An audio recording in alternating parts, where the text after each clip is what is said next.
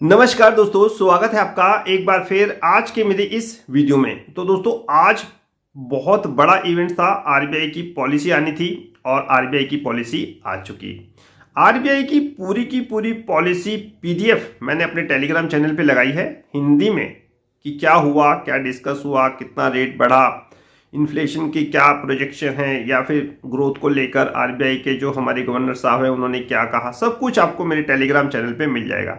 इस वीडियो में तो हम डिस्कस करेंगे 3 पॉइंट्स पे जो बाजार को अच्छी लगी और जिस कारण बाजार नहीं गिरा, यहां तक कि रेट हाइक होने के बाद भी बाजार नहीं गिरा। देखो दोस्तों, आज आपको पता था मुख्य इवेंट्स था, अपडेट मैंने अपने टेलीग्राम चैनल पे लगा दिए। आरबीआई की पॉलिसी 10 बजे आरबीआई की पॉलिसी आई और ये डिस्काउंटेड था, यानी कि 25 बेसिस पॉइंट जो आरबीआई ने इंक्रीज किए हैं रेपो रेट में वो ऑलरेडी डिस्काउंटेड थे।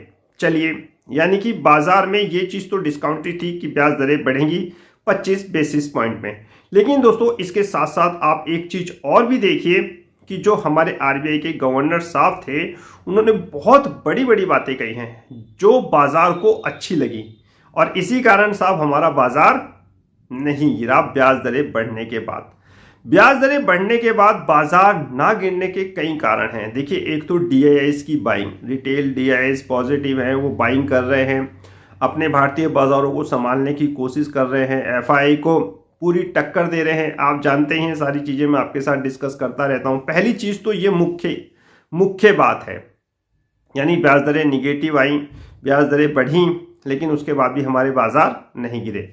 तो डीआईआईस का बहुत बड़ा योगदान रहा आज के बाजार को संभालने के लिए। दूसरी चीज, आरबीआई ने बहुत पॉजिटिव चीजें कही हैं अपनी पॉलिसी में। उन्होंने कहा है कि आने वाले समय में जो ग्रोथ है वो 7% के आसपास रह सकती है, जीडीपी ग्रोथ की मैं बात कर रहा हूं, और इन्फ्लेशन जो है वो 5.3 के आसपास रह सकती है।